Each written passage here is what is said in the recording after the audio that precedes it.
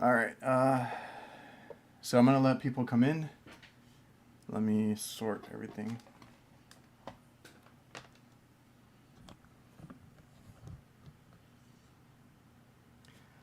All right. So welcome to the Reliable HVACR channel. If you guys are new here, please go ahead and subscribe. Hopefully you guys can hear me. Everything's good. And if you didn't know, I do have a podcast.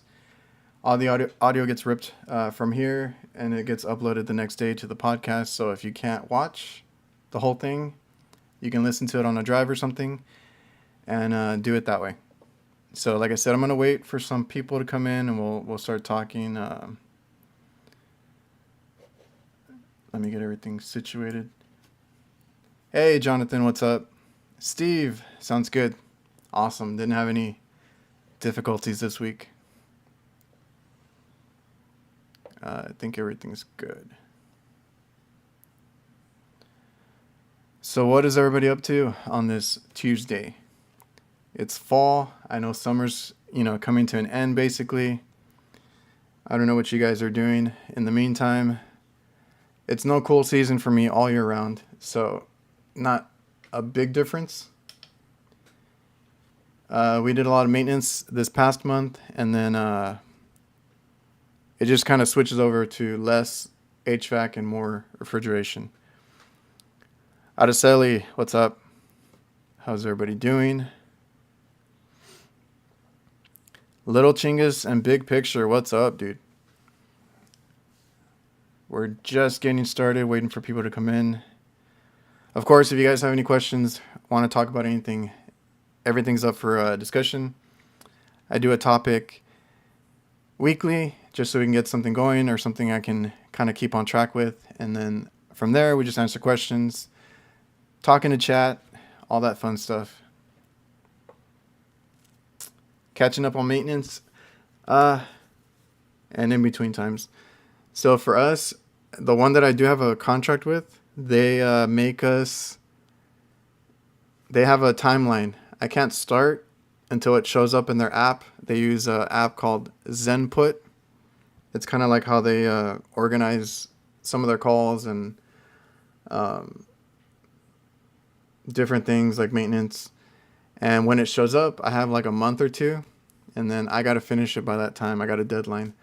I don't want to find out what happens if I'm late. I usually finish it on the last day that it lets me, because it's hard to do 20 stores in a month or a month and a half with all the calls that we get.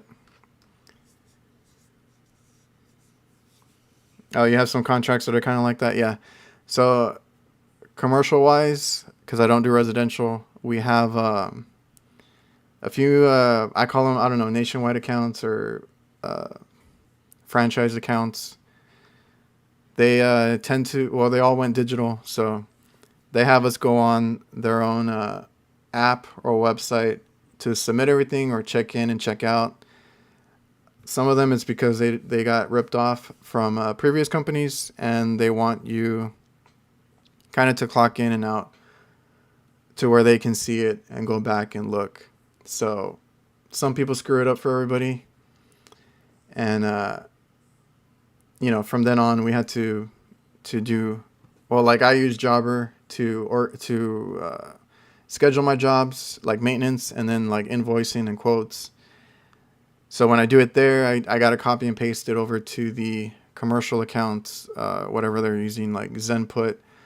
Verisi is another one we use, or they use, and Corrigo. So we got to go through with all that, and gives me a little more paperwork, but it's been easier since we switched over to Jobber. I just copy and paste everything. Before, like a year and a half ago, we were still doing paper invoices, and I had to read a whole bunch of chicken scratch and type it out, and that's when I would get really behind on paperwork.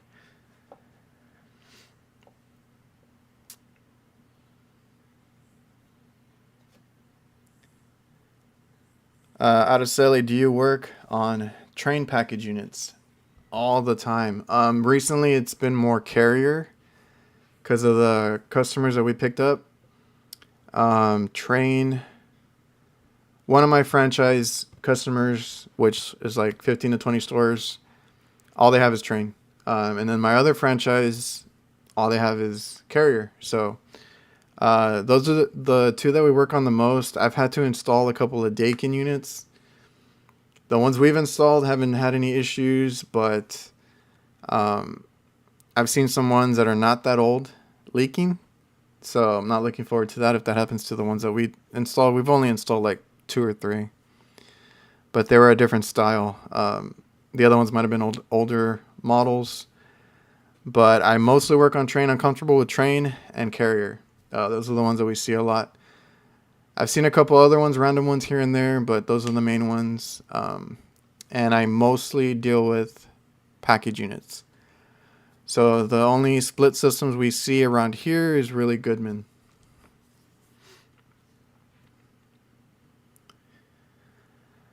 What's up? Okay, now we got a bunch of people coming in. What's up, everybody? If you guys want to chat and ask some questions, that's cool. Our topic today is just going to be about beating the heat. I know summer's kind of over already, but like for me in Texas, it's all year round. So, there's certain things that we do to stay safe, and you can, lend out some tips to other guys. But let me get to the chat real quick. Aaron, I have a tool question. How is Doyle crimpers working out? I've seen it in your past videos. If you don't want to talk about it now, it's all good. Doyle, as far as because I go to Harbor Freight. I've tried Harbor Freight. I've even tried the Walmart Heart stuff. And I don't know, I like tools. I like trying out different things. Sometimes you can buy 2 of these lesser brands for the price of a name brand, like Knipex, Weehaw, and all those. Although those are great tools, I do have a mix of different ones. So the Doyle crimpers are, I do have their crimper / cutters. They work fine. They're still sharp. I still use them to cut. Those go in my install bag now, because I have a multi-tool one in my troubleshooting bag, my everyday bag. So those are in my install change-out bag.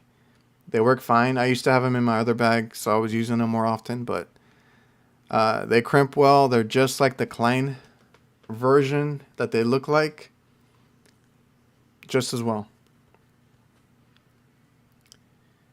Air Mechanical, do you make an invoice after every job, or do you wait and do a batch of them?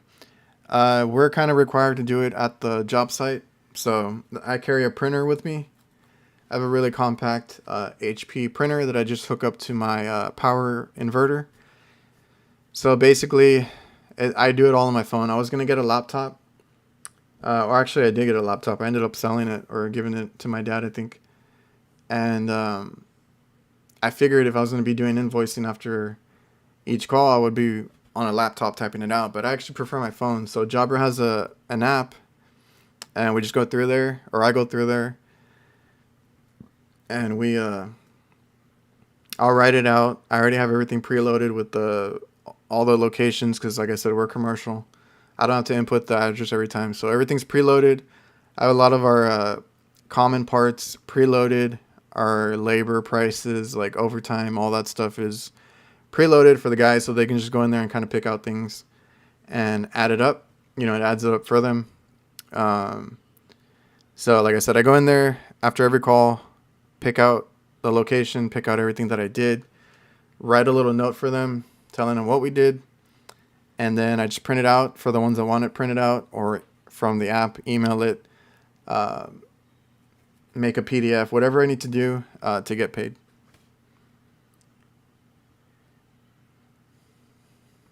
Can't stop a train, but can't start one either. You're not a big train fan, are you? HVAC boss. I'm pretty comfortable with the trains, to be honest, or I was more so before. Right now I've been seeing more Carrier units, so I'm getting more comfortable with that. And the other one, the one I'm not the most familiar with is the Lennox. But I had one location that had, I think, 3 Lennox units with 3 compressors. I think they were all 3 compressor units. They were not the Prodigy ones, but the wiring is crazy on those. So for not working on those and seeing those for the first time, those were kind of intimidating. The previous company had bypassed, cut everything out. One of the weirdest things that they did was they bypassed the compressor to run 24 hours, but not the blower. So I got one of my first calls out there. I have pictures of it. It looked like it was snowing in the unit where the evaporator was. So I opened it up. I had to leave it off overnight to get back to it. And that was during the winter when we actually had like a cold week. So you can imagine how much ice it had accumulated because it wasn't calling for cooling, but the compressor was running 24/7, and I had to figure out all that wiring and got all the boards that were bad replaced, and a lot of compressors on that roof that were there was like a graveyard of compressors. It was horrible. Where am I at? Seen a bunch of them stop.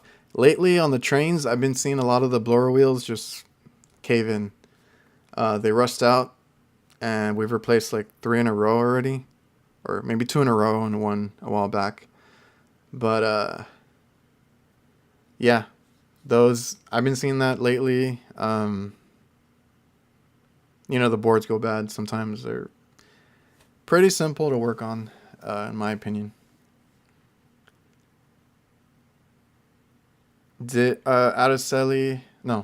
Jonathan, Amazon Basics makes some pretty good tools too. I've been buying more stuff off Amazon. I don't think I've tried a lot of their tools, but I've been buying a lot of stuff off there to get my van the way I want it, kind of build it out. A lot of magnets. I'm a big magnet person. I'll be showing off some of that stuff soon, and I kind of want to build a few things before I show too much. But Amazon is where it's at. If you guys need anything or want to look around, I do have a tool link in the description everywhere that I post, a bio. It's a link tree, and then you go to the tool link. It's all from Amazon, but you don't have to buy there. You can, some of the stuff is from Home Depot. If you see it there, you'll see it. It'll say if it's from Home Depot, I think. But if you just want to see what I have or what I carry, you can go in there and get a list. Or make a list. You don't have to buy it from there. If you do buy from there, I do get a commission out of it. No extra cost to you. And anytime I find a cool product over on Instagram, I'll link it there too, and I'll link their website. I don't make money on those, but if I think it's cool, I upload it. And I know a lot of guys started following my tool page, tool link. So I'm trying to keep it as up to date as I can because they'll ask me about it.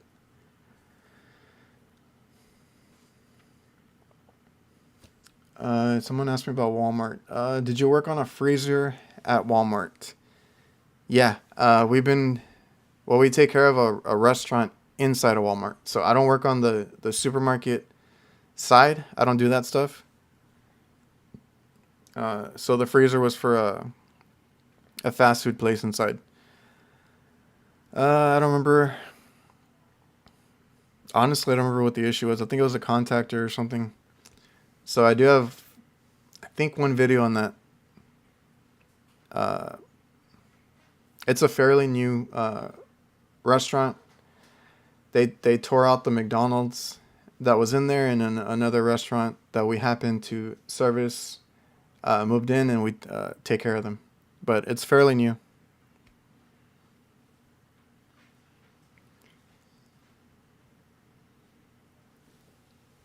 What's up, Isaias? Out of selling Walmart. Oh.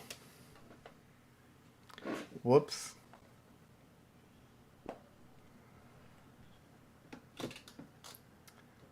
I need a new mount. Probably because I took it off earlier. Oh, I forgot my iPad. Damn it. Okay, hold on, guys. I think somebody mentioned the boots. Thanks for reminding me. I need to draw those in a bit. I don't know if you were talking about the boots from my video. If you're talking about those, they're linked in the description of that video. I haven't put them up on my tool link because I'm still kind of trying them out.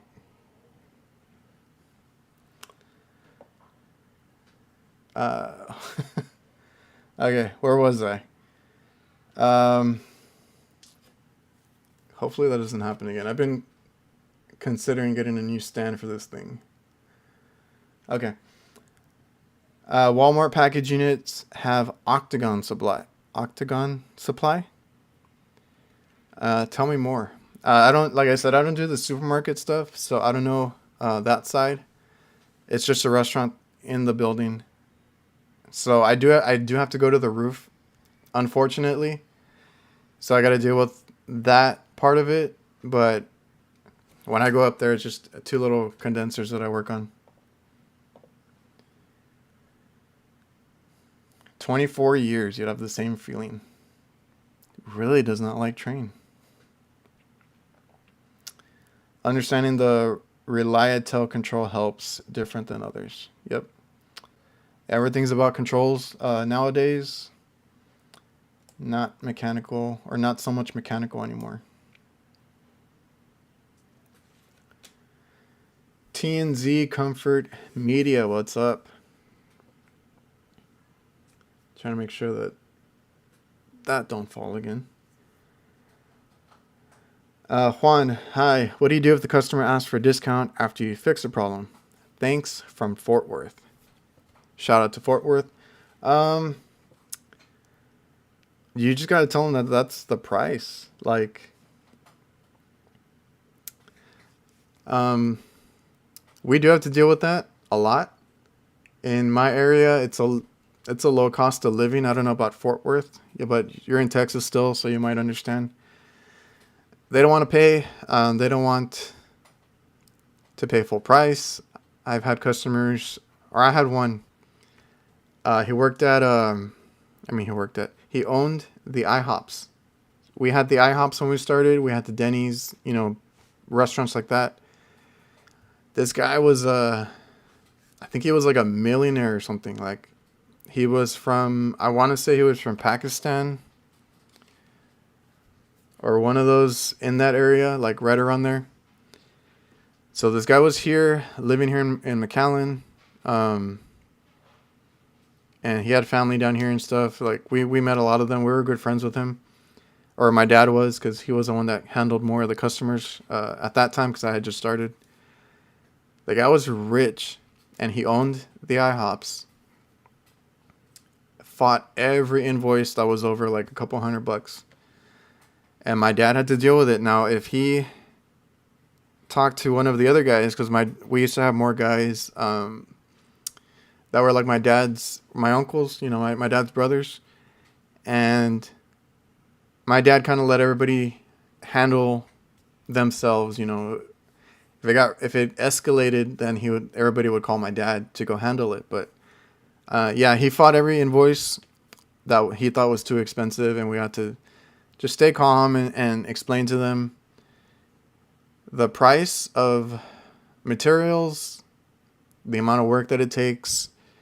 The only thing I can tell you is to kind of stay calm, unless the customer's like really rude or really aggressive. But like I said, this guy would fight him. My dad he's really good with people. So that's the one thing that I had or it took me a while to learn, was how to deal with people, how to deal with customers like that, and how to just talk to them, explain to them this and that, kind of feel them out. With some people, you can be a little aggressive or joke around or whatever, but I would say at least don't do it.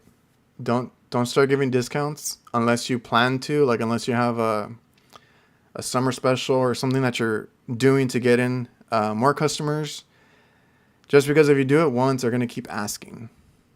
If you stand your ground and just be like, this is the price, take it or leave it, they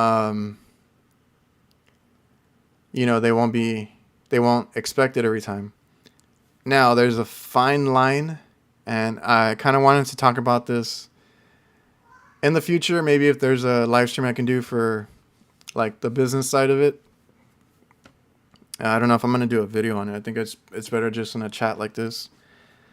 There's a fine line, because if you take care of your customer, they appreciate that. So we do sometimes, I don't want to call it a discount, but I'll tell them that I'm giving them a break on like the last hour, the last half hour. Maybe give them a part that's pretty expensive, but you're not gonna make much money on it anyway, because you can't charge too much, you know. Maybe give it to them at wholesale price. Let's say it's like a $700, but like I'm talking about like expensive. Like let's say it's a $700 part, something like that, and you can't charge too much. Just give it to them at the $700. Tell them you give them a break on it. But make sure you tell them that, and then they'll feel like they got something out of it. Sometimes I stay a little longer, and I'll tell them that I'll round it down instead of rounding it up. So an hour and a half might be an hour, or if I'm there for 5 hours, I might charge them 4.5 or 4 hours. Whatever doesn't hurt me, but they feel like they're getting something out of it. Those are kind of the things that we do. And they feel like they're getting taken care of. They're getting that family discount, you know, things like that. So, but don't be giving them discounts when they ask for it. That's the only thing I would say.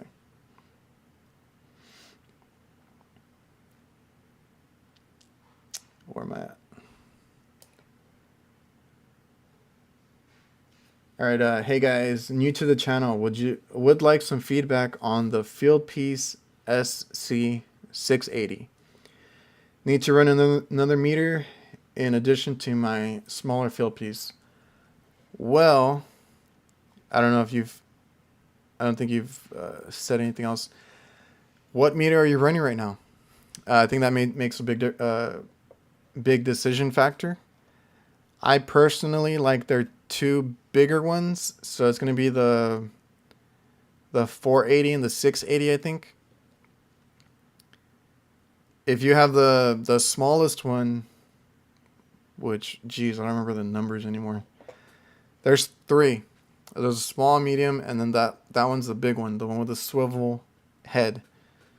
So I personally love that one because of the swivel, because of the extra magnet on the strap. It's a little more secure.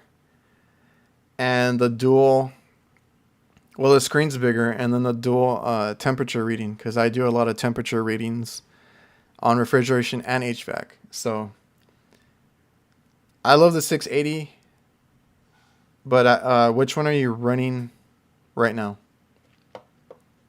The only thing with the 680 is nobody likes the size of it. But I think it's worth having.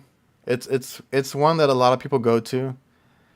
A lot of people hate, but a lot of people love. So that's my personal favorite, though. I have I think I have all three.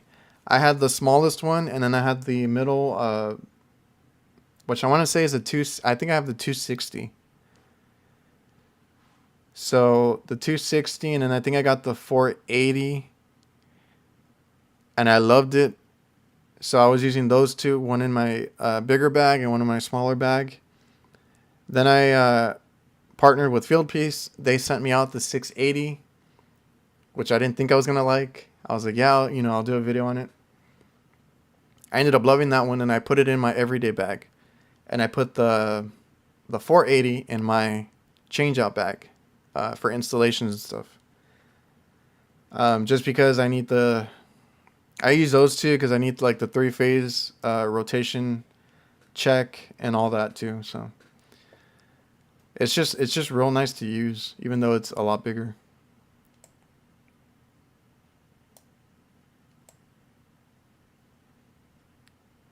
Oh, you liked TNZ, so you liked the shoe style, or which boot style did you like? They went ahead and sent me out the shoe, the mid boot, and the high boot. Now I need to draw. Hold on, guys. Whoa.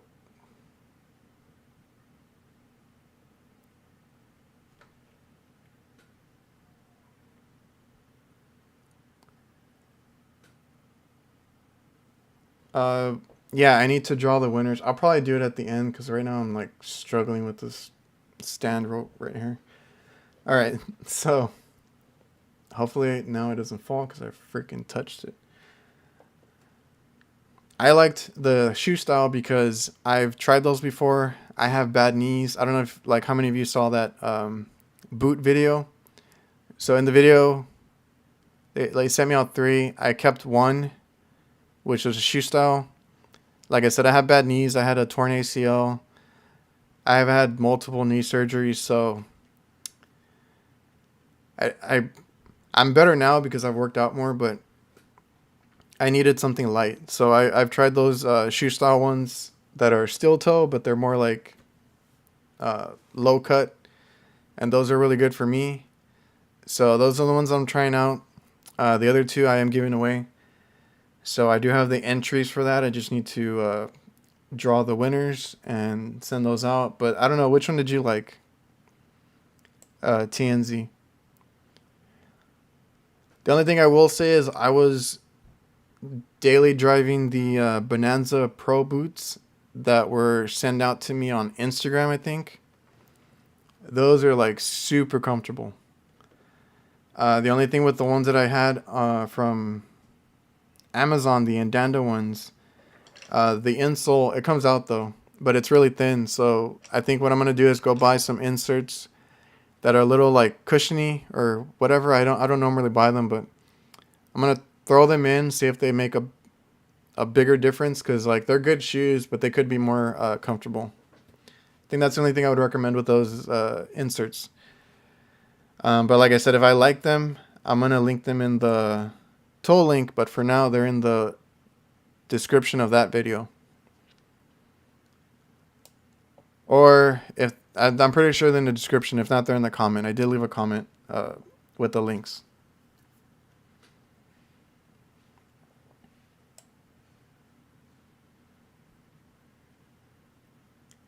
All right, HVAC boss.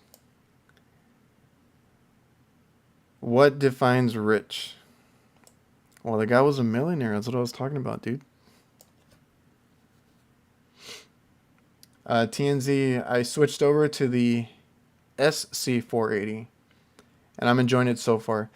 That's going to be the one I think is like the go-to. If you never, or if you don't have any of them, or if you have the smaller one, the like I said, mine was a 260, I think. I don't know what numbers they are at right now. Maybe 280. That's the sweet spot, and that's the one that a lot of people like. I really like the features on the 680 enough for me to carry it, even though it's kind of a big meter.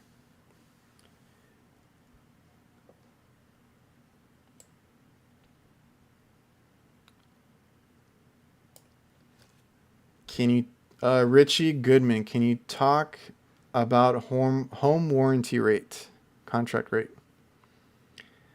They are trying to make me give them a part price and making me stick to it. I am not a part store or manufacturer. I said I can give them a receipt, and they said no, we can't negotiate labor rate only. Do you think this is proper business ethics?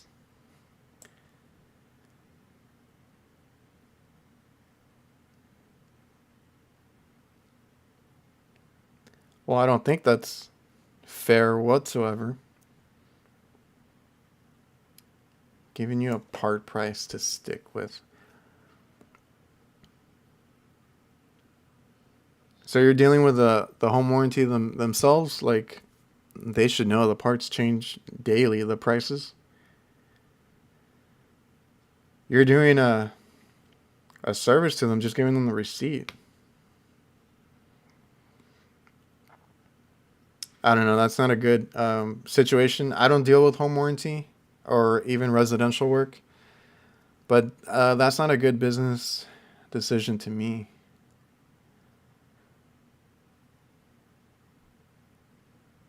Let me get through the chat real quick.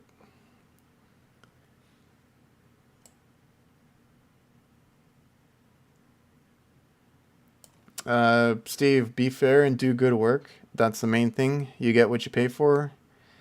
If you want to find cheaper, good luck. When you want it done right, call me. That's how I am too. I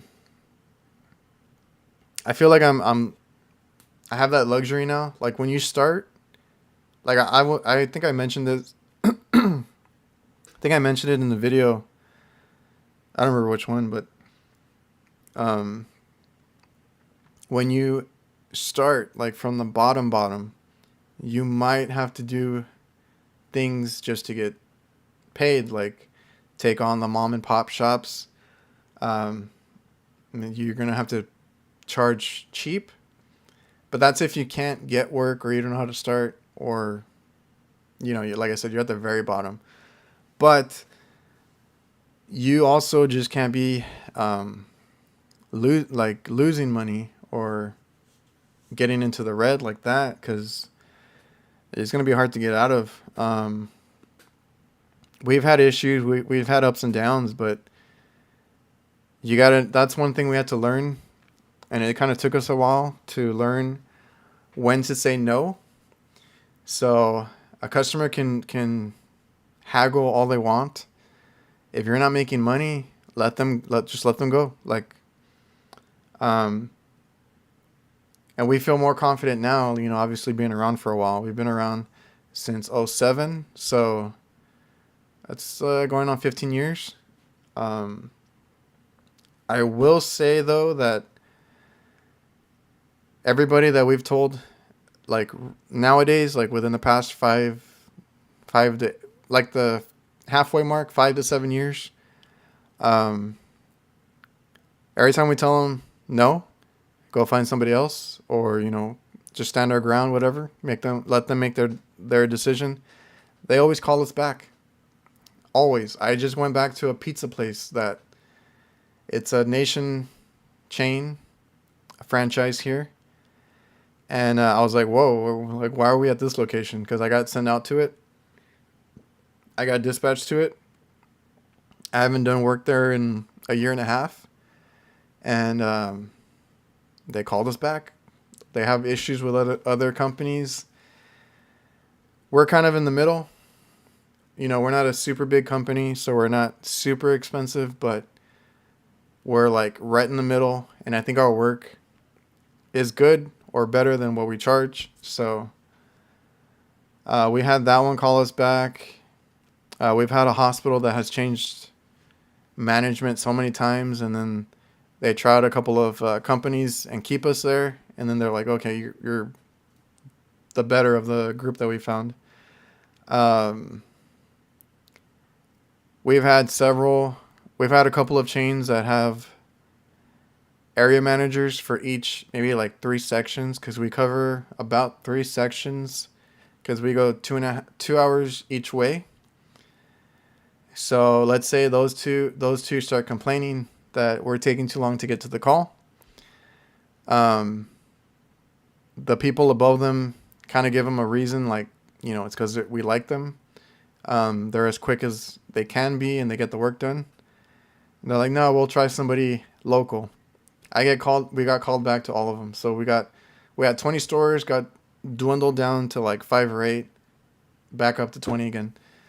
So more times than not, just, make sure you're doing good work. Take pride in what you do. Be honest all the time, and work will find you. If they're trying to do that to you, especially like home warranty, nobody likes dealing with those, from what I've heard. You let them go find somebody else. Ice cream guy, 480 for me. I have a 440 as an extra. Yeah, like I said, 480 is going to probably be the popular one.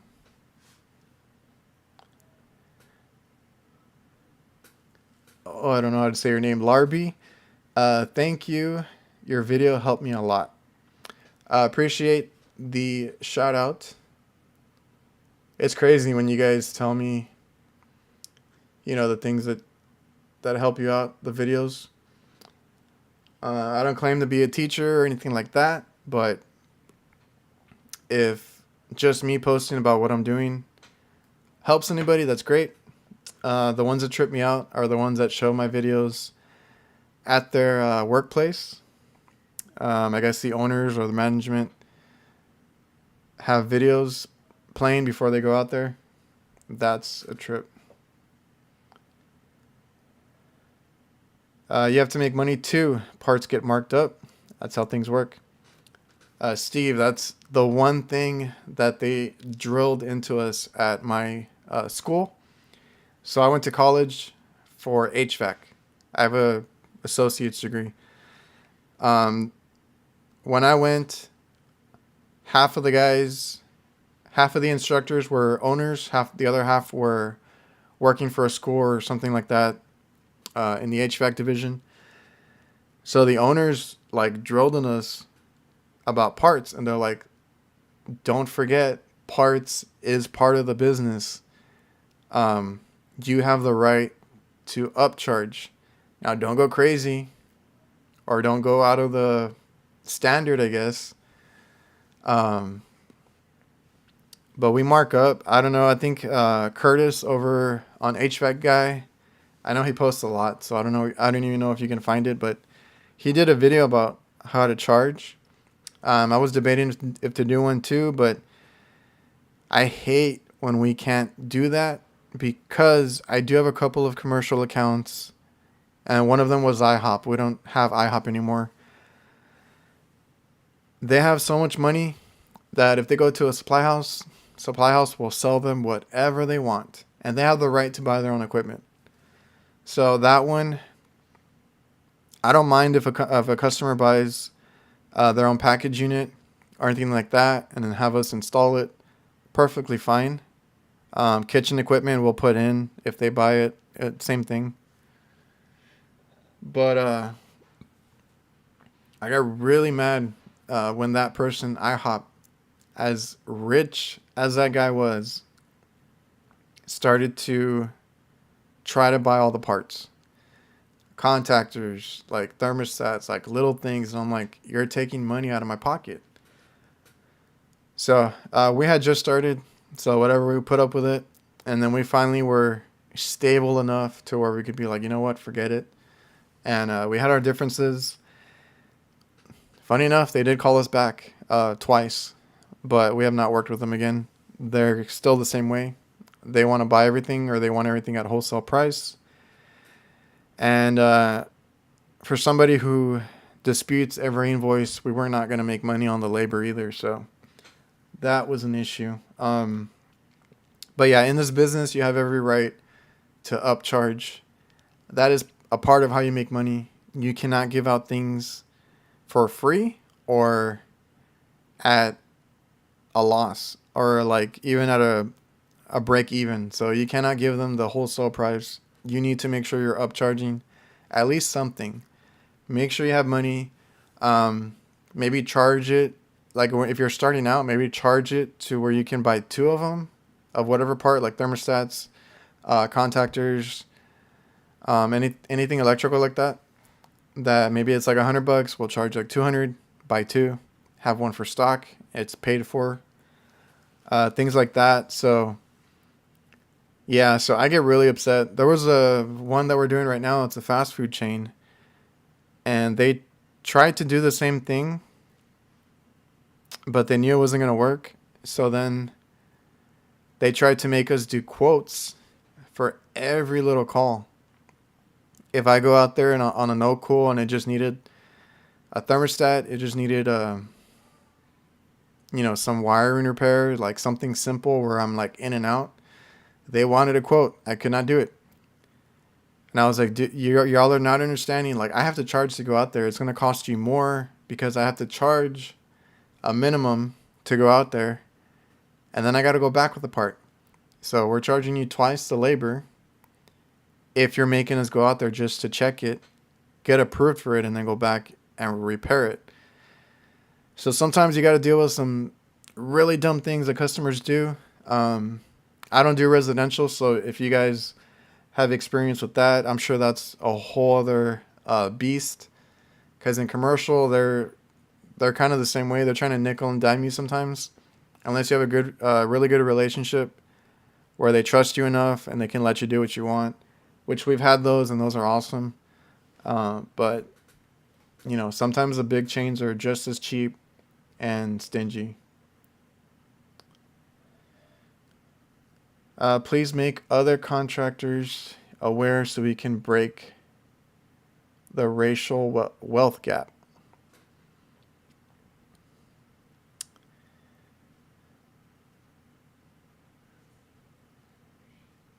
I'm currently using the SC260 in my everyday bag, the TP Double XL.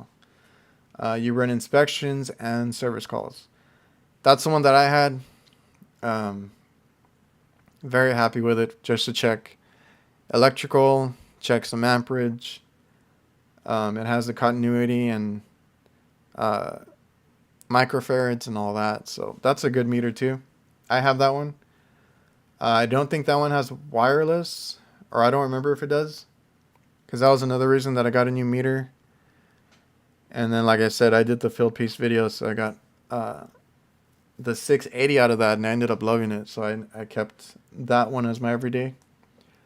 And the Double XL, that's a good bag too. So I wasn't sure if I liked those.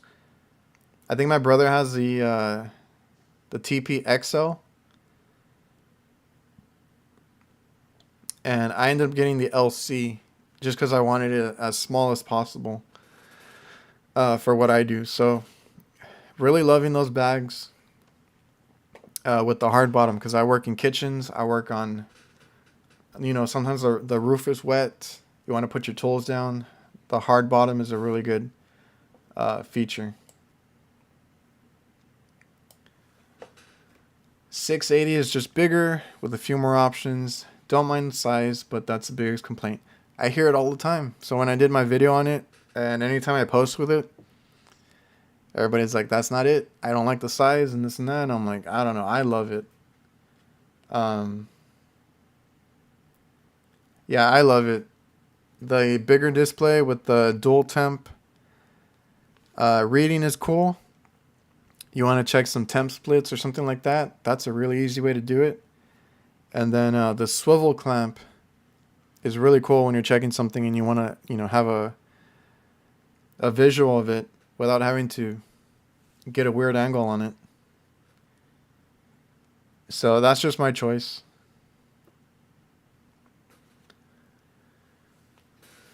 Steve the plumber, thanks for the input. Picking up the SC680 tomorrow. Yeah, well, good sell right there.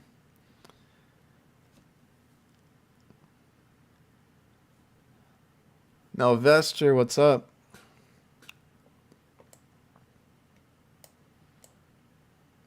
Holy crap, how far behind am I? Okay, so hold on. We were supposed to be talking about heat, beating the heat. So let me get on topic for like a minute.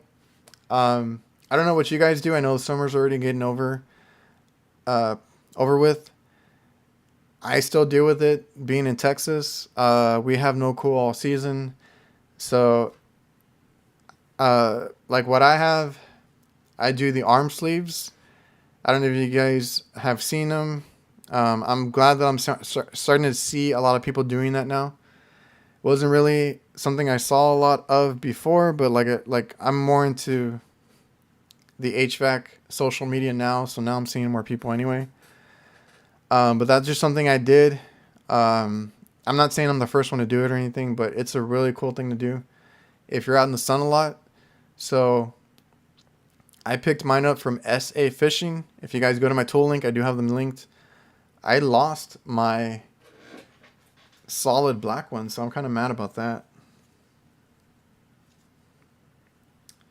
But, you know, sleeves. So they're not like a nice material, and they block out the sun. I hated coming home burnt, so Basically got the idea from doing, because I play basketball, so shooting sleeves are a thing, and it reminded me of that. I actually used basketball sleeves at the beginning. Found SA Fishing, and I went that route. So a really good company, and HVAC Tactical had some, but he sold out like everything else. So these were really cool. I wish I had gotten the gray ones though, because I mean, I'm sure he's making improvements, but these were white. Uh, they were lined with white material inside. So as it stretched out, it didn't look black anymore. So I wish I had gotten the gray ones, but he sold out. He said he's working on a version 2. So hopefully we'll see those soon. But I use the SA Fishing ones. I don't remember how good they are with UV, but anything you can do to keep your skin out of the sun is great. These are probably my favorite ones, but kind of disappointed that they didn't run them in black. So kind of hard to wear white. Those are my favorite ones. Another brand is Mission. If you guys see Mission, their gaiters are really cool. It's like a dry fit material, so you're supposed to wet it and snap it and wear it around your neck as a gaiter. This is really good for when we had to wear masks and all that crap, so pull that up when I needed it. And then this one is a hoodie thing that you put under your cap, or I put it over my cap. And same thing, you get it wet, you snap it, and it keeps you cool. So all of our guys do that now. Even my brother is like head to toe, so he wears the sleeves now. He loves it. He wears the gaiter, the blue one. And every time we do maintenance or we have a call that we know we're going to be up there for a few hours, we suit up before we go up there. Helps pass the time with the maintenance. You're not like, oh, I need to get out of the sun. And it just helps. Like since I've been doing that, I have not felt really, rough on the roof. I don't feel like the sun is kicking my ass. I also have like I call it a sun hat, but it's just the wide brim all around. And then it has a flap that covers your neck. I use those when it's really sunny outside. So all that stuff helps, guys. And, make sure you have water. I carry an ice chest in my van. So if we have a day where we're doing an install or a change out, fill it up with some Gatorade for everybody. And, we try to take care of ourselves. If it's really bad outside, heat waves or anything like that, we're in groups of 2. So, yeah, just try and take care of yourself. I know summer's like basically over, but some of us still have to deal with that. It has been nice though. We got some good weather. Lately, so we've had some rain and different things. So it ain't too bad, but stay safe out there. I don't know what you guys do as far as attics. I did recently just buy a Milwaukee fan. So I have one of those portable fans that I keep on me if I'm going to be like setting in new compressors or changing out a coil, where I'm kind of like in the unit and I want some air. I can imagine that it'd be great for attics. But like I said, I don't do residential. I don't know how you guys do it in the attic stuff, on the residential side. That's a whole other thing right there. Make sure you take breaks and all that.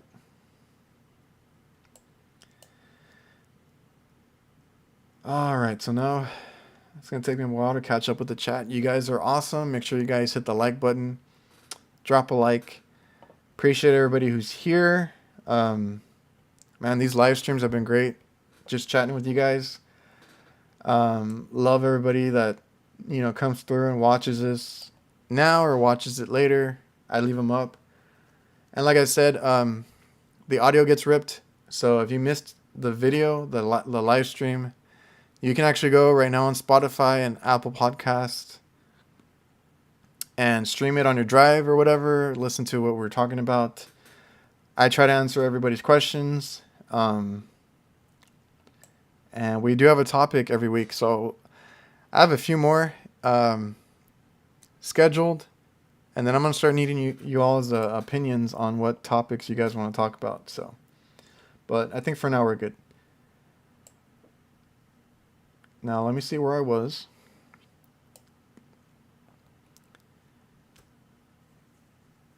Now Vester enjoying a back-to-back off day. Must be nice. I will say though that recently everything's been going a little too well. I haven't had any or too many weekend calls. Hopefully I didn't jinx that, but it's nice when you have the weekend off.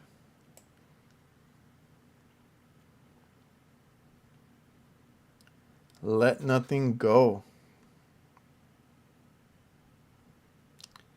We must show them the value in calling you. Let's get it. 100%, dude. And if you hear it from HVAC boss, you know it's the best advice, because that guy has one of the, from what I can tell, one of the best companies out there.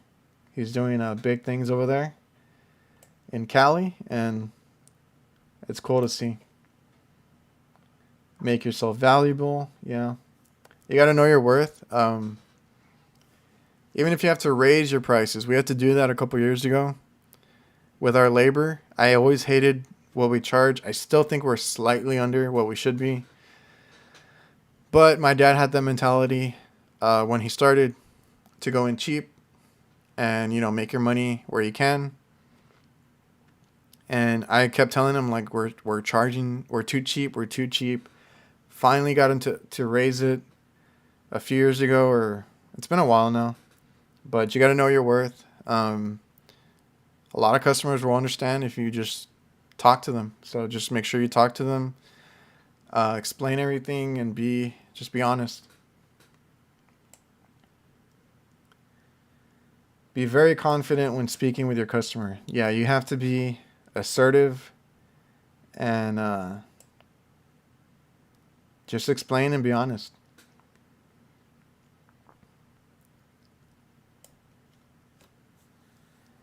It's hard to go around them. I am in Chicago. There is some groups that are suppressing me. I have been in business since 2007. I should be able to have a location and employees, but I have not been able to.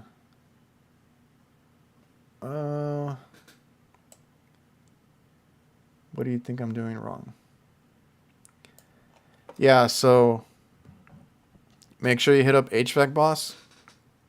He probably knows the best about building up. We've been happy being small. Eventually we'll get to where HVAC boss is, but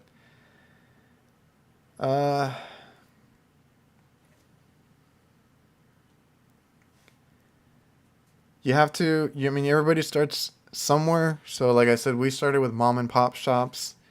We started cheap. We took on any work that we could and just keep going at it. I know Chicago is probably a whole lot different than it is here, but it's a good business to be in, and eventually you'll start seeing it, fall in place. Like HVAC boss said, to hit him up. I'm sure he has a lot of good advice.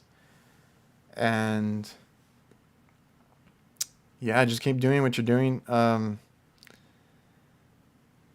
As far as like the hiring and stuff, you just got to line up everything and get out there and try different things.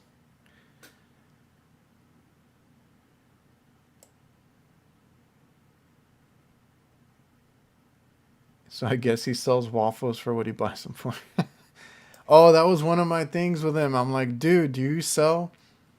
Because they had in the back their pricing. So I guess they had it because to make a point to their employees, like the waiters or whatever, cooks, that this costs this and it makes them so much money. I don't know. They had it in the back and I was able to read it. So every slice of bacon or this and that was like a penny or something. I was like, dude, are you gonna sell your food at 20 cents or whatever it's actually worth? Like, actually, you actually buy it for? Like, I was so pissed. Like, I was like, you don't do that. And that's one of the things that like stuck with me. The little chart that they had of their prices of their bacon and different things. Like, they pay nothing for it, and they charge like way more. They upcharge way more than we do. It's just that our stuff is expensive, so they have to understand that if they want their, stuff working.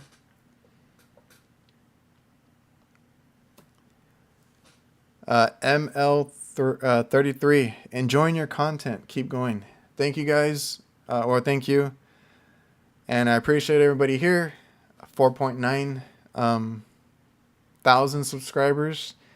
So hitting 5 is like a really big deal to me. I love that growth that we've had, and I appreciate, because I didn't know what was going to happen with this channel. Obviously, it's not 100,000 or anything like that, but I'm very happy, and I really appreciate the ones that are here, and it makes me like excited to do new content and just help you guys or help out whoever I can.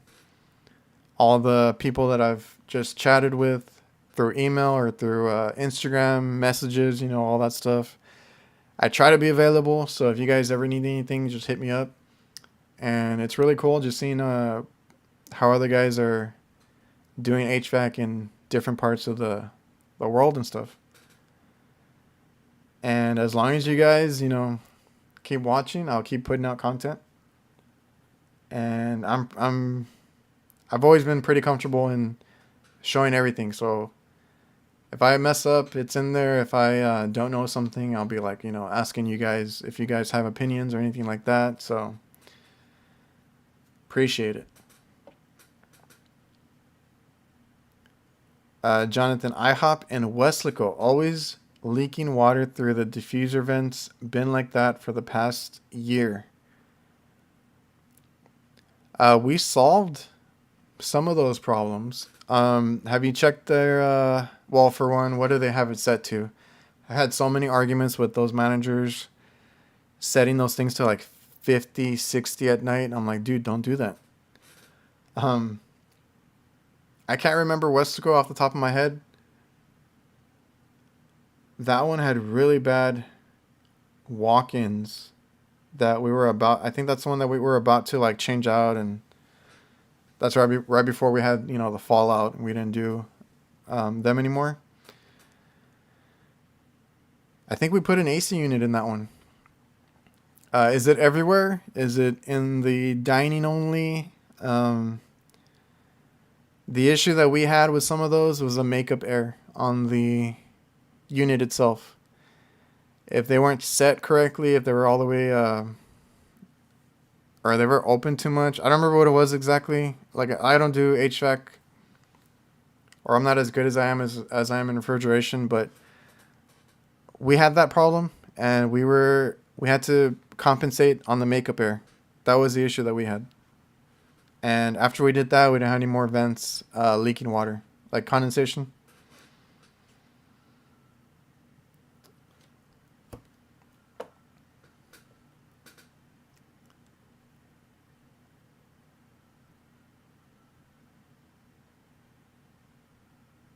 Oh yeah, like Steve said, are the diffusers insulated? Duct restrictions, dirty filters. Oh, I can tell you that the filters are probably dirty too.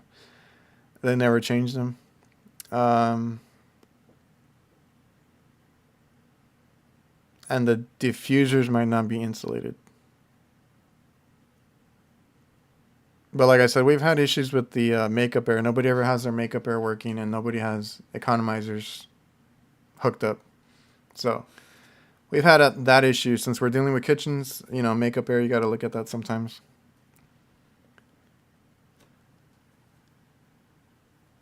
And like I said, a lot of them I had to get after for setting those things so damn low.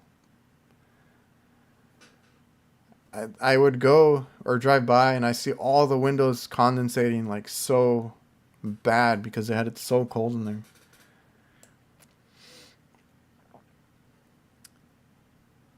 Giovanni, I have the 440, but looking into the 680. Great meter. Just have to take into consideration the size of it. So it's really up to you. Hvacr, most likely bad insulation. Yeah, that's a common thing that I've seen too. They might not even be insulated. What's up, Raul? Freddy's Blanco, do you prefer filled piece over fluke? I'm a filled piece guy. I don't know what to tell you. My dad is a fluke guy, so he's very stubborn about that. I just like the filled piece because it's wireless. So I have the JobLink app, and I open the app and just go over to my scale tab, my electrical tab for the meter, my probe tab for the probes or psychrometers. So I'm a field piece guy. I got started in the trade with field piece. My school required me to buy an LT16A field piece meter. So I started with one in school, never had issues with it. Just didn't like that it wasn't like an all-in-one because you had to have the adapter. When I finally saw the amp clamps that field piece makes, I went and got that. Just never looked back. I've never had issues with them. I know some people have issues with certain brands like field piece, and then they're like never again, but I've never had issues. I just I like the size too because it's kind of a narrow meter versus a fluke, which is kind of a chunky one. That's just what I think. My dad does have the one with the open end for the amperage or whatever. Very basic meter, but he doesn't do HVAC, so he's just checking electrical and amperage sometimes. He does hot food equipment, so it's just electrical or power issues, outlets, stuff like that. I know the industry makes millions and billions. I am struggling to make my mortgage. Can you give me some tips on a good contact? Do you think maybe a good, strong contract is hospital or food? Hospital is kind of a tough one because you're dealing with chemicals, hazardous materials. So we do have a hospital account, and we were trying to do that or trying it out. But we were able to just tell them, like, no, we'll just take care of the kitchen, and they were okay with that. So we're doing only the kitchen work. They have another company that takes care of all the floors. But that's kind of a... Hospitals are kind of tough. They also don't like you using open flames and stuff like that. So if I had to give you advice, I would go into the food side, the food industry. Like with us, we just do light commercials. So we do restaurants, we do fast food chains, and some of them are pretty easy to get into. You can just go around. I think I made a video on how to get customers on my channel. Go around and give cards. Make yourself stand out. Make sure they're nice. Get someone to design them if you don't know how. Get some brochures done, something professional. Flyers. We did flyers too. We could put our special or our price on there. And we picked up a few restaurants like that gave us a ton of work. And we were down. We have ups and downs too. But for the most part, you don't stay down too long. So it can be a tough business, especially the past couple years, the way the world has been. But there's always work. So I would advise the food industry. It's something that everybody needs. There's always a restaurant opening up. If you want to get into the fast food companies, it's a little hard, like if they're big chains, because they have a whole system. So if you go to one and they tell you that they use an online system or something of that nature, just ask them how, or ask for a number to somebody that deals with that for them. That way you can at least be in the, or get the name of whatever program they use, like Corrigo. Some people use Corrigo. Usually whatever they use, it's something that you can get into the system and then get calls from other people that are using the system, but they might be looking for another company, or they don't know who to call. So if you're in there, you're on the list. That's the same thing with schools. There was a school that we did, but we kind of got out of it because it wasn't worth it at the time.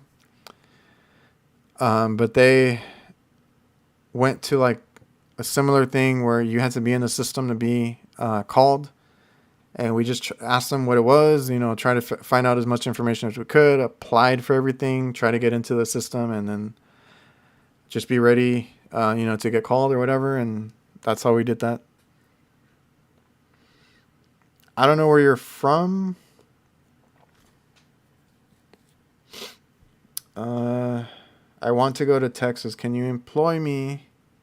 How much do you start an old man like me?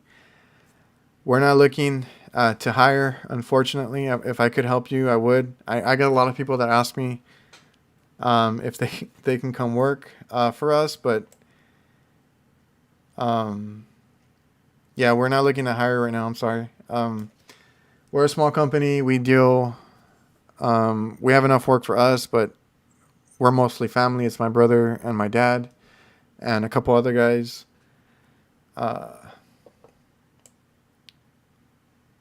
But Texas is a pretty good place to be. There's stuff popping up like crazy. You can kind of just be competitive with your price and you'll get called. I don't know if you have you don't have to get it wrapped, but if you have a service truck or a van, just have it lettered with your number and what you do, kind of make it obvious, because we get a lot of calls just by having the van wrapped, and they see it and they're like, okay, refrigeration, and then we kind of list a few things and they're like, okay, like, let me get the number, let me call them. We have a customer that we just acquired, I think yesterday, so I need to go out there and look at their equipment. It was an old man that tracked down my dad because he saw his truck and he wanted to get the number. Things like that.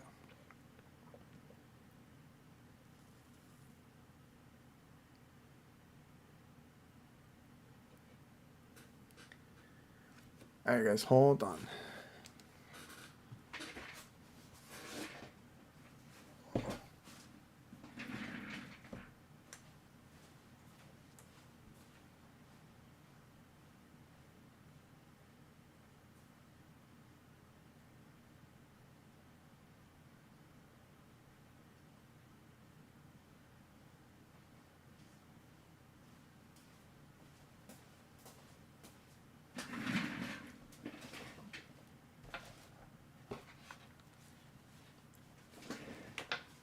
Just wanted to have my iPad. At the end of the stream, I'll do that little giveaway drawing for the boots.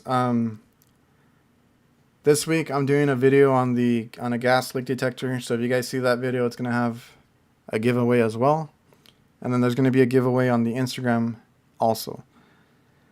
Eventually I'll do more. I'm trying to ramp up and give some stuff back to you guys. So yeah, stay tuned for all that.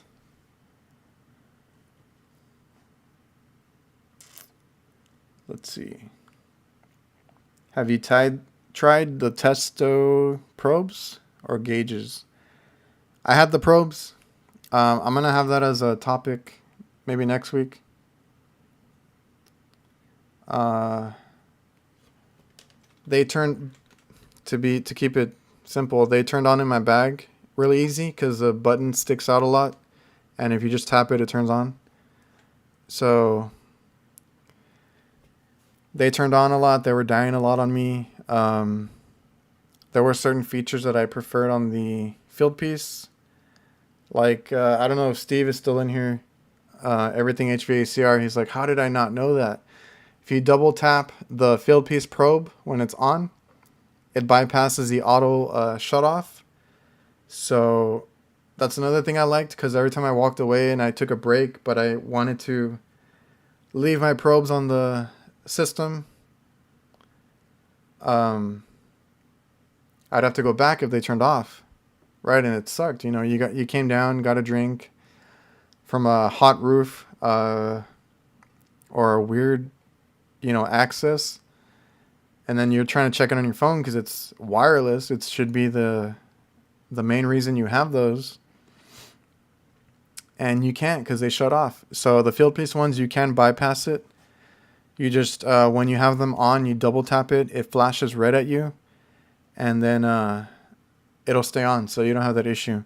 So if I know I'm gonna be going down for a while, or if I've had them on for a long time, I just kind of do that, and then I can check them if I'm away from the unit for a while.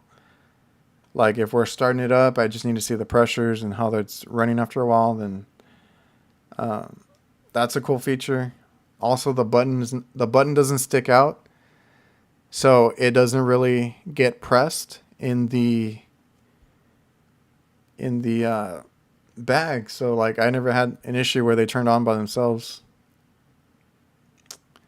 So that was like my whole reason. I had the Testo probes a while back, and I had the second gen, so I had the good ones, or the newer ones.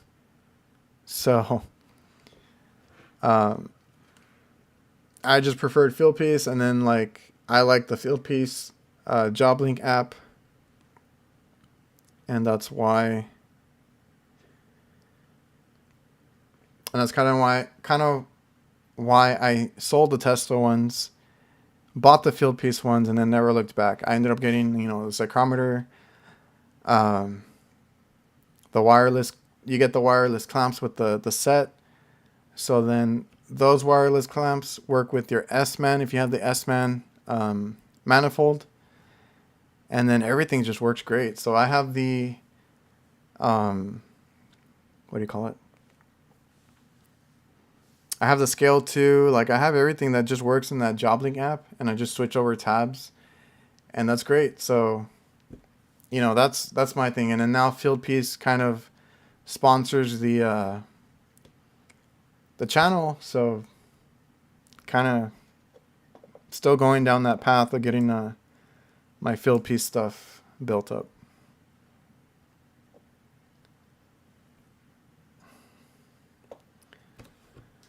Get into refrigeration, commercial refrigeration. Yeah, I think that's a good way to get work. Or if you want to do residential work, that's a good thing too. We don't do residential. I've turned down a lot of that work because I don't like to do it. So we've had apartment complexes that I've considered. We'll see if I get into that. I don't know if I want to be doing apartment complexes. So that stuff is everywhere. There's food. Everybody needs to eat. Product needs to be stored. So freezers are big importance. So that's a good avenue to go, especially on the food service side. Everybody has to eat. Everybody needs air conditioning. So that's how we look at it. And that's what I tell people that are trying to get into the trade. Just good luck. I hope you, I hope it, it goes up from here. It's not a trade that you will lose work or lose too much in. It's going to you can build it up. So hopefully, HVAC Boss can help you out there. Definitely if you need some consulting, I would hit him up. He's very established. He has a whole fleet. So definitely somebody that you can go to.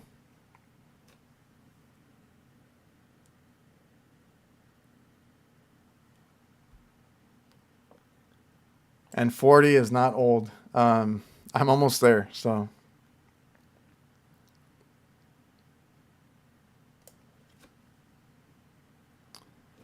George, run some flex from the opening of the back of the fan to bring in cooler air and brakes. Yeah, you just got to take a look at. If I'm pretty sure they're still talking about the water on the vents. Um, you got to look at the duct. Get in the ceiling. Look at the duct. We've had a lot of issues with weird runs, and like right now I'm dealing with a lot of cold spots.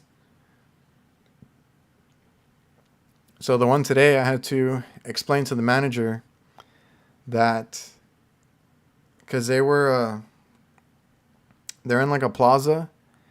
The plaza's dead. Like nobody's really renting out anything. So they ended up buying the next, because they were in a small suite. They bought the next door suite or whatever, the space. They tore down the wall, and then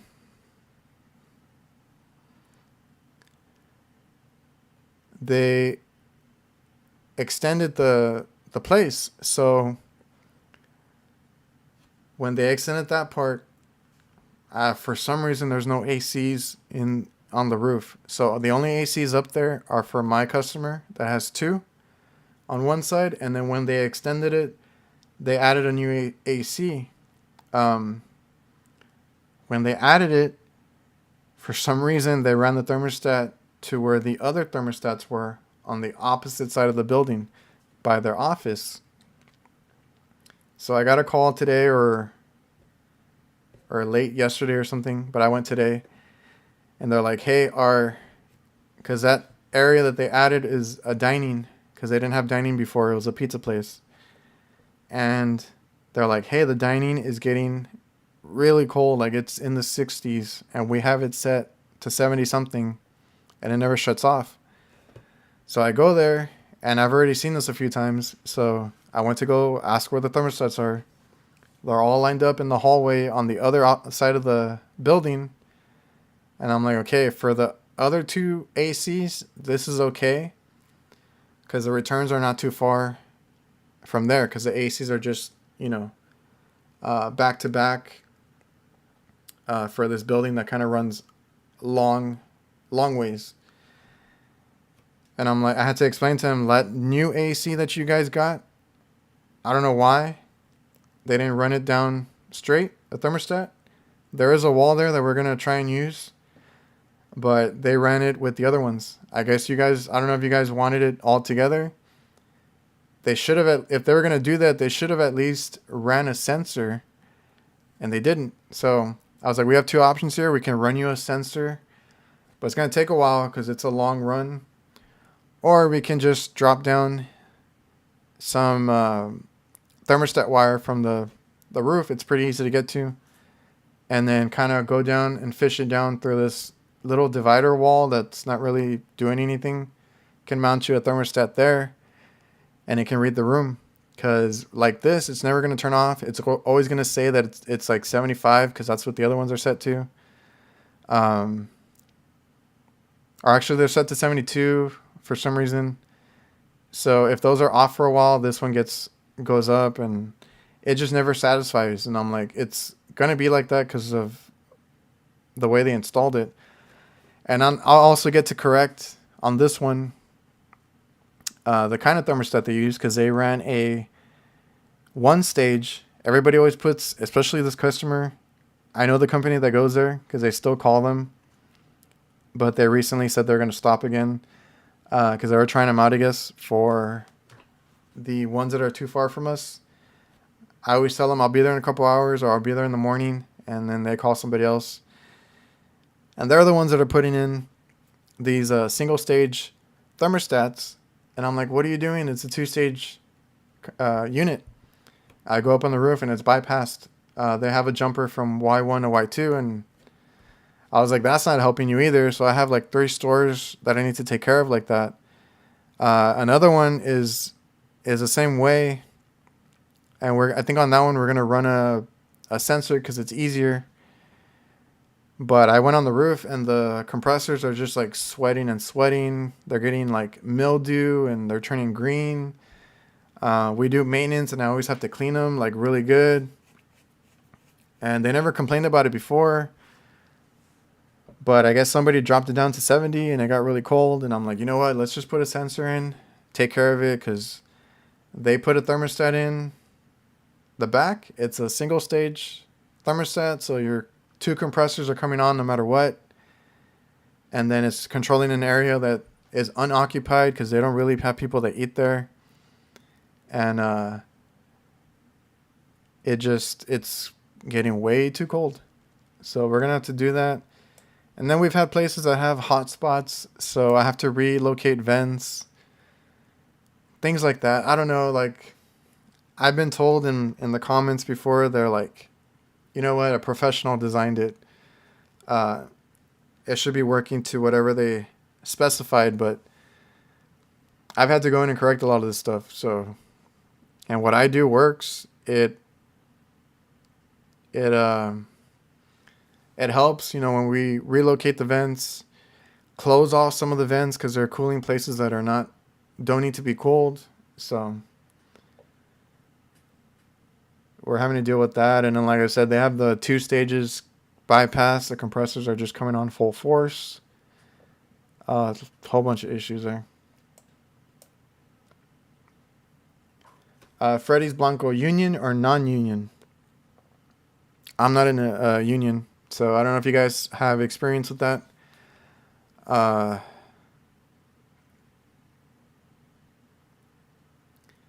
But I know in union, I guess it depends on where you're at. You get benefits and stuff like that. So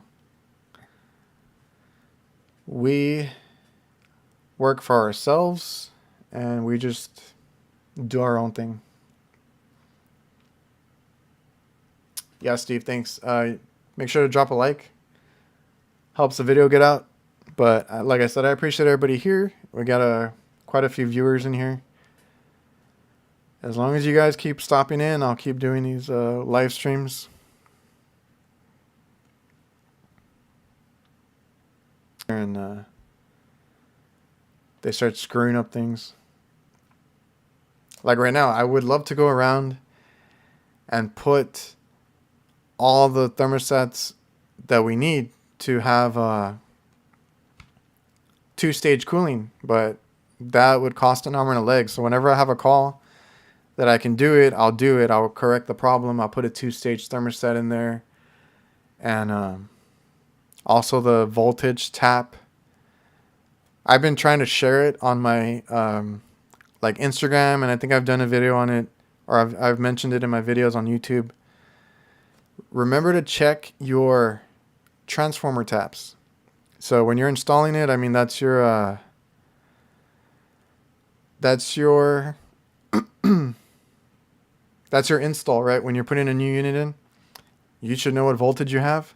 Make sure you're tapped into the right voltage, because if you're most of them come tapped into the 230 volt or 240 volt. If you have a 208 system, you're going to get the wrong voltage. You're going to have issues. And I think that's why a lot of these things are bypassed. And when we're installing one, I always make sure that the tap is right. That can cause a whole bunch of issues. And then the right thermostat. So if you have a 2-stage unit, use a 2-stage thermostat. I have both in my van. Whichever one they need is the one that I put in.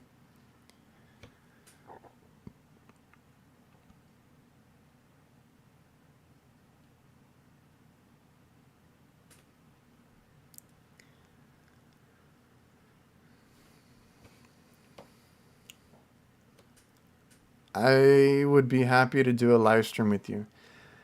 Appreciate that, HVAC boss. I don't know if he's still here. He said good night. But yeah, I've had guys hit me up. If I can figure it out, I will have some guys on here. I can have HVAC boss. He just volunteered himself. Who else did I talk to? There was a guy that hit me up on Instagram. He's on here on YouTube. I think he just hit 1,000 subscribers. He's something HVAC DIY. I can't remember what he what his channel name is, but um, he hit me up and he wanted to do live streams. I might do them if you guys want to know, or if you guys want to see these guys on here. And I'm not an interviewer, but if they want to hang out and chat, we can do that. Pat Finley, I think is his name, from Commercial Kitchen Chronicles, has hit me up, but I think I'll do it on his channel if he wants to do that, because he's doing live streams too. I love what he does. He does commercial kitchen equipment, which hopefully I want to see more of what he does, because I know I have my dad, and my dad has helped me do that kind of stuff, but I need to get back into it. I need to be able to do refrigeration and hot food, so eventually I'll get back to that. Marcus, why are my duct hoses having water in them? Usually, oh, you're probably talking about a house. I don't do house or residential. I do commercial. Usually we find dirty filters, poor airflow, the coils dirty. Even if you have a filter, it might be dirty.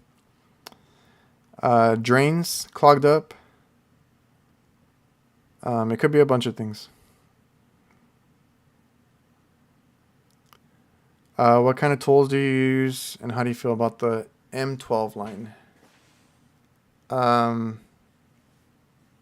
have a lot of Milwaukee stuff. I have the M12 Impact and all that, and they're great. I have the whole system. I started using their pack out stuff too, and I kind of took out the shelves in my van, and I'm rocking that too. I just got a grinder and some other stuff from them, and they work well. Small batteries, but as long as you get the right battery, you can do a lot with those. I usually buy the updated battery, or the bigger one.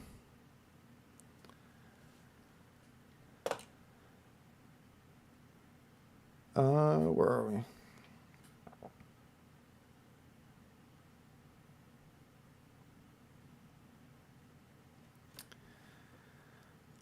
Richie, makeup air from the exhaust or makeup air from the furnace? The issues we had with the water or condensation, I can't picture the location anymore because it was a long time ago. I'm pretty sure they had makeup air units, but we also needed makeup air off the furnace or off the RTU. And right now, I have customers that have RT or don't have makeup air units, so we need to get the makeup air through the RTU. So that's something you need to check. Sometimes they break because some of them are like fixed dampers, and they have a little filter on them and stuff. And if you remove the filter, sometimes they're broken and they just slam shut. So we got to make sure we do check all that stuff. I have one that they keep complaining about. The cooling is not efficient, but they have two split systems. It's a commercial building, but they have two. It's a small building, but they have two split systems. I think one is a Rude and one is a Goodman. They're working fine. They're doing as much as they can, but we recently had to fix their exhaust. It was not working for I don't know how long. And then, after we fixed that, we had to actually replace it.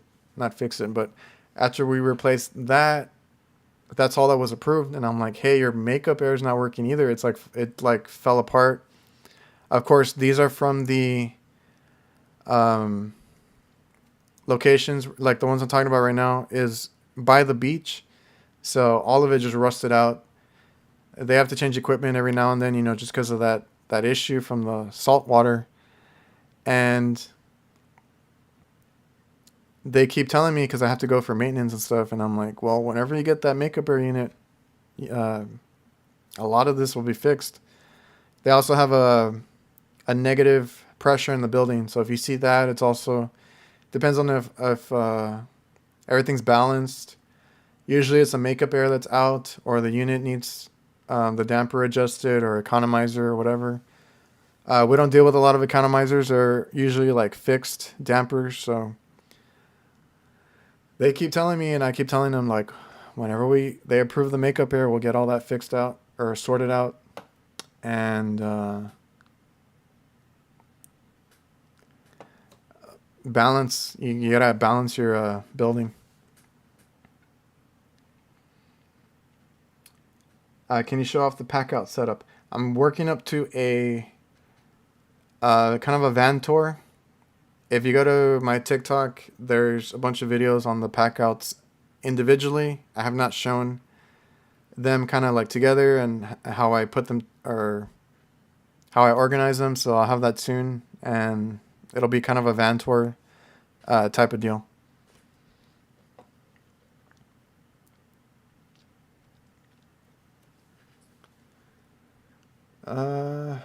Fluke is good for electronic voltage accuracy. If you need that, VFR.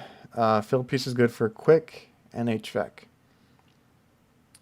Well, the 680 can do a whole lot too, but I understand people like Fluke for the accuracy, I guess.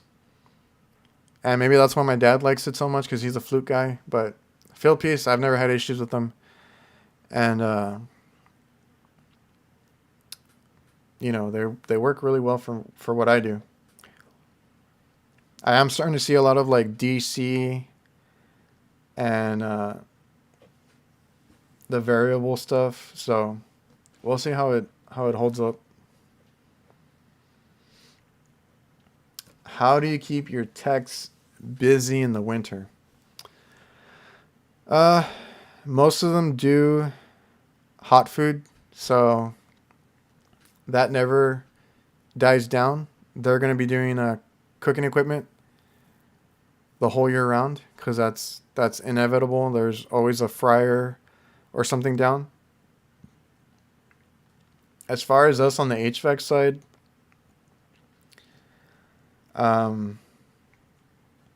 we do a lot of refrigeration. So, you know, a cooler goes down, a freezer goes down. Those are going to come in every so often, no matter what, like, season it is. When you're there, now I don't want to tell you guys to sabotage anything. I hate that. But when you're there, be observant.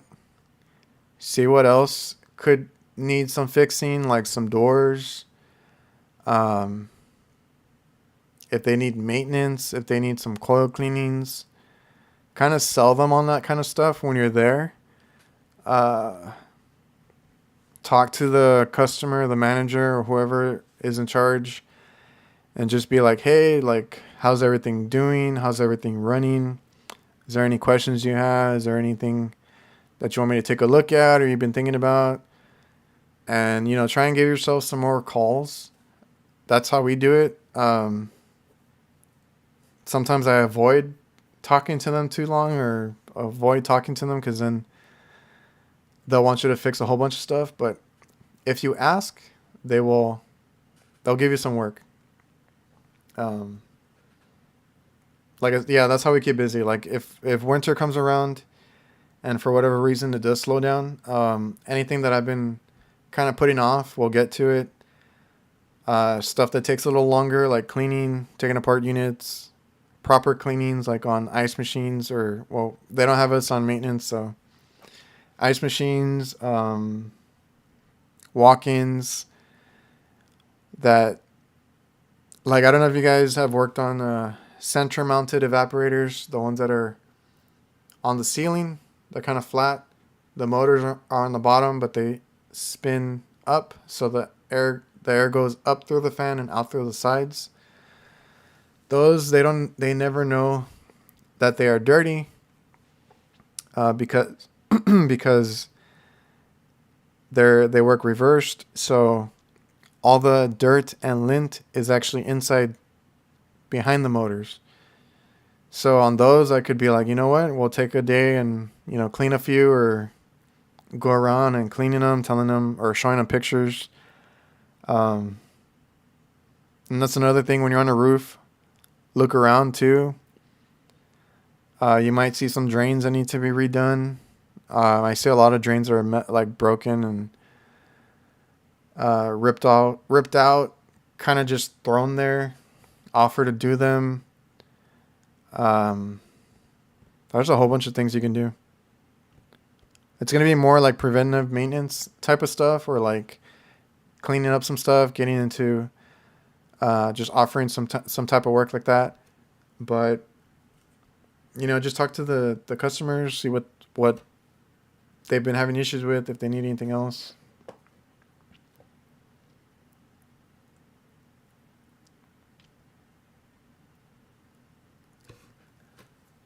Learn something every day.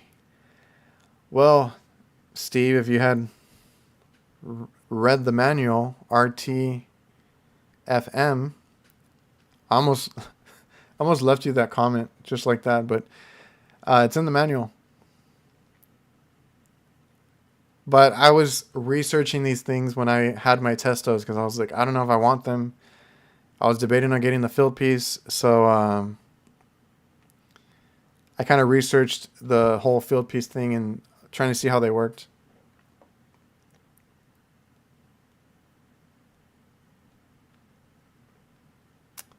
I like, Richie, you have yellow jacket probes.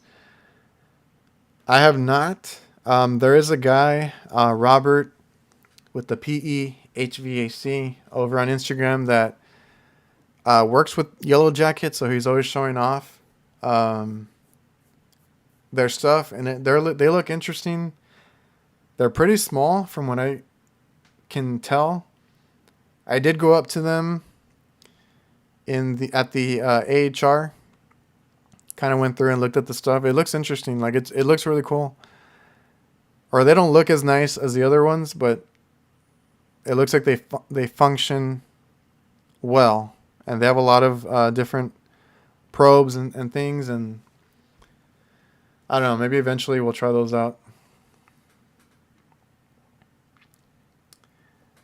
Just got my first job and going to start installing. Ooh, installer. Uh, be early. Be helpful. Trying, see what the other guys are doing. Make sure you have everything ready. If they need tools, offer to do that. Get that for them. And ask questions. Make sure you know how to do everything that the tech is doing, or the installer. And pick up good habits. Make sure that it's the right way too. Yellow jacket for refrigeration all the way. Field piece. Have I tried the Measure Quick app? I did. Actually, Aiden. No, he was on my Instagram live. Aiden, this kid who does HVAC or is getting into HVAC. I know he sees the guys from Measure Quick a lot. I can't remember the names off the top of my head. And he's been trying to get me to switch over to Measure Quick too. A lot of you guys hit me up in the comments. I just like the JobLink app because everything I have is field piece, and I don't have to juggle around different apps. Um, I know they've added a lot of features. They added a lot of things in the Measure Quick app that it should be better. So I need to give it another try. I did kind of laugh. I was gonna send it to Aiden. I went and re-downloaded it so I could try it one of these days. The Measure Quick app, and one of the updates, because it tells me like what's new. One of the updates was that they fixed the background Bluetooth or something, so that you could play your music, and it won't interrupt. I'm not gonna lie, that was one of the reasons I didn't like it. I have AirPods on most of the time, so I can hear around me and I can hear who's talking to me. But I listen to music when I work. It just helps me pass the time, and phone calls are easy. I just tap and answer calls. Before I had gloves on. I do have better gloves now, but if I had gloves on, if my hands were, super black or greasy, it was kind of hard to get to the phone. So I do use AirPods. I do listen to music while I'm working, and I didn't like that I was trying to check pressures and my music would cut out. So I know that they fixed that, and there was a couple of other things that I noticed that they had addressed. So I need to give it another try. I'm not real technical with my stuff. I think Measure Quick's really good to get it more into detail. But I do like commercial. I don't do installations, and like I said, anything too technical. I just need some numbers. I check with make sure I have pressure and what things are running at. So it's it's been okay with just the Job Link app for me.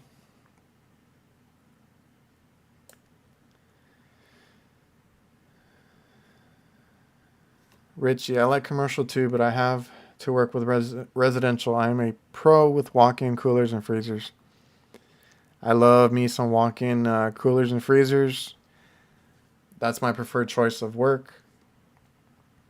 Um, I do kitchen stuff, so I have to deal with that too, the kitchen side of things. But I turn down residential work. I don't do that. I'm a commercial refrigeration guy. What's up, John McMaster? The only issue I have with MeasureQuick is the 123 PT chart is not correct. Oh, interesting.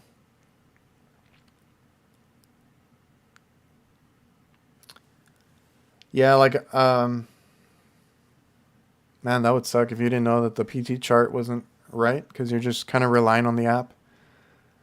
Good to know. Um, yeah, I don't know if you guys saw my Elitech um, video on they're not probes, they're like their digital gauges, digital, yeah, but they're not manifolds, they're pressure gauges. I had a couple issues with their apps, but I'm working with them now. We're gonna have some other stuff coming out.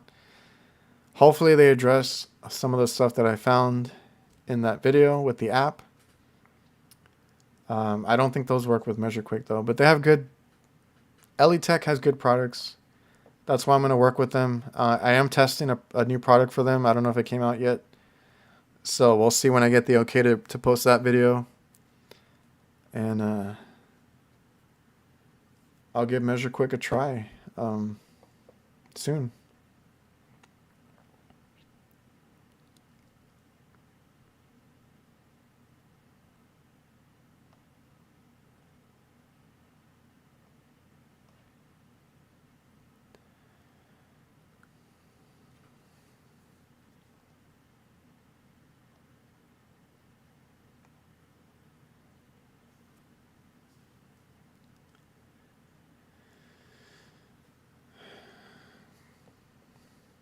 Trust me, I tested them. Those numbers are for MeasureQuick.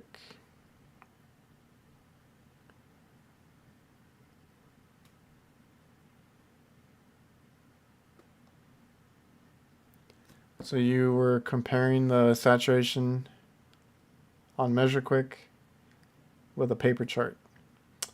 We'll see what's up with that.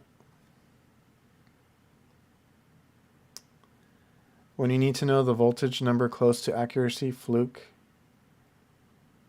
meter. Yeah, that's what I've heard. They're more, I guess they're more accurate, the fluke. What's your favorite Vito service bag? Currently, I love the TPLC. Hard bottom for the wet areas, like if you're on a roof and it's wet, if you're in a kitchen and it's wet or something like that, you can set it down without worrying about it. Still has a hook because I hook mine to different things to hang it to, but the hard bottom, the easy open, and all your tools are kind of laid out. I don't know if I would recommend it for everybody, unless you want a really small bag and you have a lot of like multi-tools.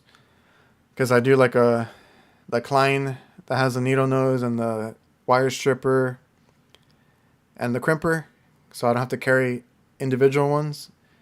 I have an all-in-one, or I have that flip socket, so I don't have a lot of nut drivers. I just carry that. So it's good. I know that the TP XL is a favorite for people, and then like if you have a lot of stuff or you need more room, the double XL is good too.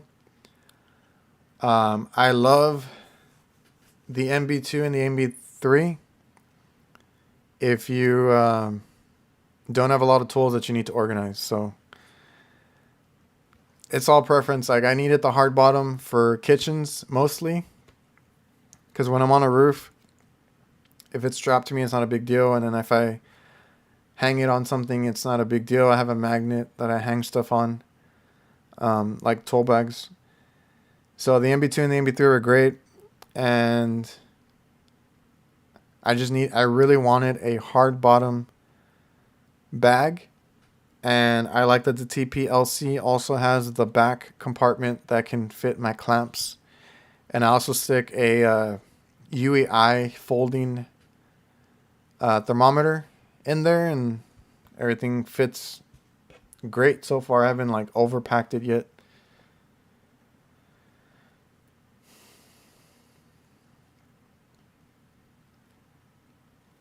You're rocking 511 bags for my service bag. I'm not familiar with that. I was doing the CLC tool bags until I just got into Vito, and they're pricey, but they're worth it. I haven't had one mess up on me yet. The one that I abused the most was probably the MB3, and it's still fine. I have it as a backup now.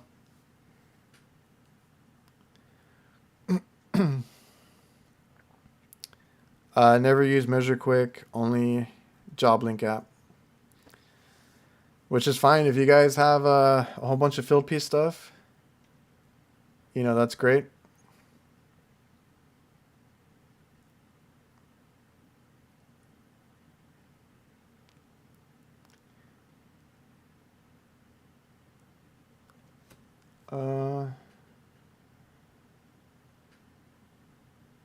TP3 and Tech MCT. Yeah, the Tech MCT is a great bag too. TP3, I'm not sure which one that one is. I just got my dad through the promotion, the spring promotion, the TP4B, and he loved it because he wanted something like roll compact just to go in and do some quick checks and electrical repairs. So he loved that one. The MCT, I think he has that one too. So he turned into a Vito guide too. I think we got all our guys Vito. Yeah, because my brother got a couple of Vito bags as well, and then we got our other guy. I think he has the MCT also, and he loved it. Vito is good for install, but not for service. Hurts walls and floors. Yeah, if you have the heavy bags, maybe. Tool Fanatic, what's up?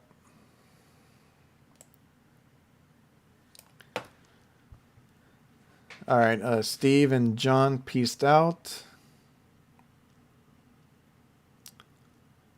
I want it all, residential, commercial, and I want the glory. Union, if you want benefits, if you can find if it's good around your area, I don't know. I've never looked into it. Do you think union or regular HVAC companies are better? Thinking of going union because I will feel like I'm getting shafted at the commercial company I'm at now.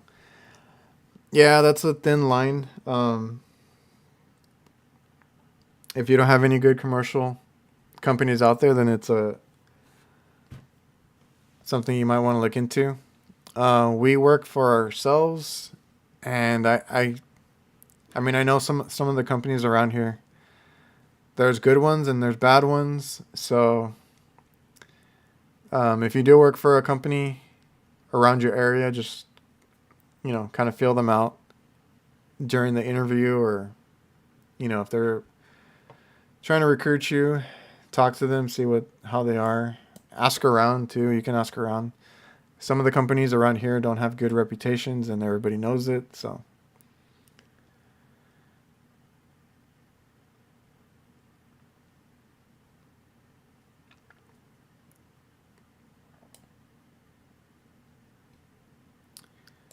all right, guys, I think I'm catching up in the chat. I think we're about to hit 2 hours. You guys have me talking up a storm here, and I appreciate it. I like I always say, I didn't know how this live stream business was gonna go, but you guys are coming in, um, making it fun to hang out and just talk about work. And I'm probably gonna get off in a minute. Oh, I need to get off this.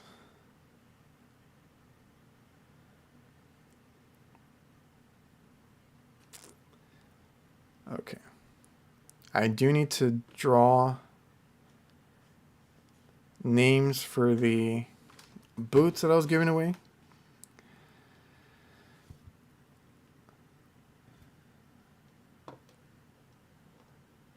I don't know if any of you are in here, but I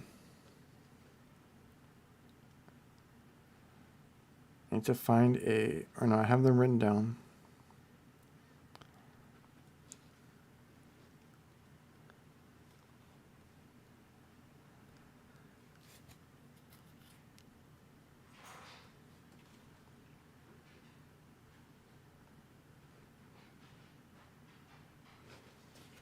All right, so I'll get that going in a minute.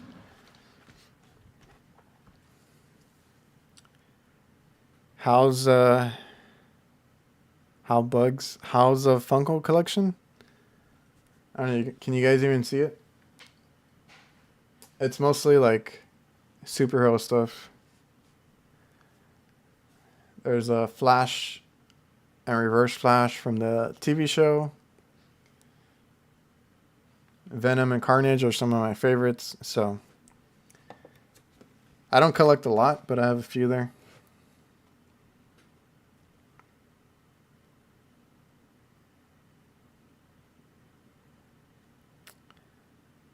Oh shit. All right. Yeah, if you guys have any questions, whoever's still in here, leave them now, because we're going to end it soon. Just trying to find something real quick.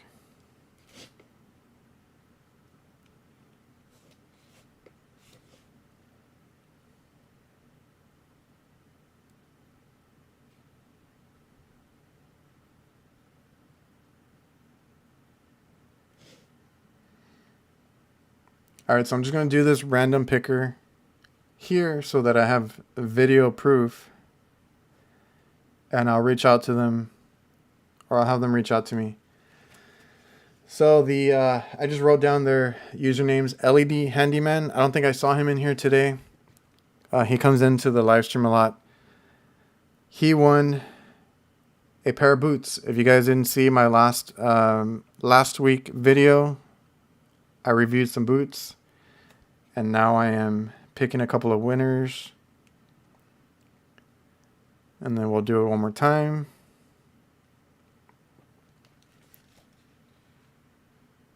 And somebody with the username EHMust. So I'm gonna I'll leave a post about those. Have those guys email me. If they do not claim the prize, I will draw some other people. But yeah, I did a video on some boots.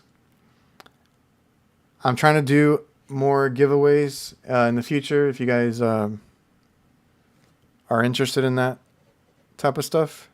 Trying to give back. I've always said if I get sponsored or take on free tools and stuff, that I kind of wanted to give some of that back. So I got some boots. I asked for extras, so I reviewed the ones that I had. I had 2 extra ones. I'm going to give them out. So those are the winners for that. Stay tuned on Thursday when my next video comes out, and we're going to be reviewing a gas leak detector and kind of just testing it out. I'm sure a lot of you guys have already seen videos on that because everybody and their mothers seem to get that product. But I did ask for extras, and I'm going to be giving out one on YouTube, and I'm going to give one away on Instagram. So if you guys want to be answered twice, enter in both. So my next video will have the giveaway information, and my next post on Instagram will have that giveaway information. And then I'm trying to get another giveaway going for next week. I have another product to review. And then, like I said, we're about to hit 5K. I appreciate everybody that's in here right now. Everybody that's subscribed. If you haven't, please do so. Please drop a like on your way out. I did have a giveaway kind of planned, or an idea for one soon. So I think at 5K I might do something. But I think I'm going to do something a little smaller. I did want to give away some like shirts and stuff. Maybe during a live stream. You know, for you guys that come in here and hang out and stuff. And I think my big giveaway is going to be a little later in the year, maybe around the holidays. And I'm going to add to it to make it a little bit bigger. So stay tuned for that. I appreciate everybody that's still here at 5,000. That means a lot to me to be at that milestone. We're not too far from there. Hopefully we hit it soon. And